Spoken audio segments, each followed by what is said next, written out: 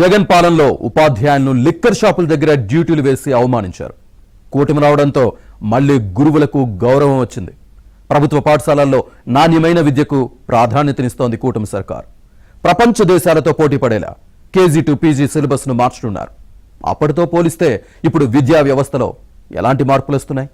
నేటి బాలలే రేపటి పౌరులు. పిల్లల్ని తీర్చిదిద్దాల్సిన బాధ్యత గురువులదే. కానీ జగన్మోహన్ రెడ్డి 5 ఏళ్ల పాలనలో టీచర్ల పరిస్థితి మరీ దారుణంగా తయారైంది. పాఠాలు చెప్పాల్సిన టీచర్లను లిక్కర్ షాపుల దగ్గర కాపలాగా వేసింది జగన్ ప్రభుత్వం. లాక్డౌన్ సమయంలో మద్యం షాపుల దగ్గర జనం ఫిజికల్ డిస్టెన్స్ పాటించేలా చూడాలంటూ టీచర్లను నియమించారు. వారిని తాగుబోతులు అవహేళన చేస్తుంటే అప్పటి ప్రభుత్వ పెద్దలు రాక్షసానందం పొందారు. అప్పట్లో టీచర్ పోస్టు కన్నా వాచ్మెన్ ఉద్యోగం గౌరవంగా ఉండేది. జీతం ఇస్తున్నాం కాబట్టి తాము చెప్పింది చేయండంటూ గత జగన్ సర్కార్ ఆర్డర్స్ ఇచ్చేది. స్కూల్స్, టాయిలెట్ల బాధ్యత కూడా అప్పగించి అవమానించారు. ఎడాపెడా సస్పెండ్ చేస్తూ అవమానకరంగా మాట్లాడుతూ వేధించేవారు. అయితే కూటమి ప్రభుత్వం వచ్చాక పరిస్థితి మారింది. గురువుకు గౌరవం పెరిగింది. జగన్ ప్రభుత్వం నిర్వీర్యం చేసిన విద్యా వ్యవస్థకు పూర్వ వైభవం తీసుకొస్తోంది కూటమి ప్రభుత్వం.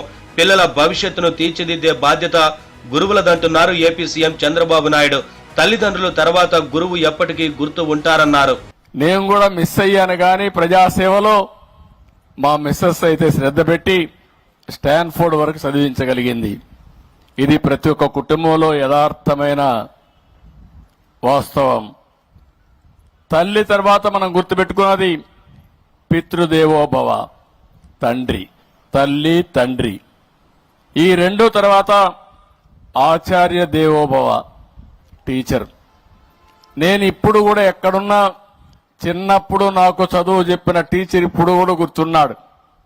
నా జీవితంలో ఒక ప్రగాఢమైనటువంటి మార్పు తీసుకొచ్చిన టీచర్ని జీవితంలో ఎవ్వరూ మర్చిపోలేం.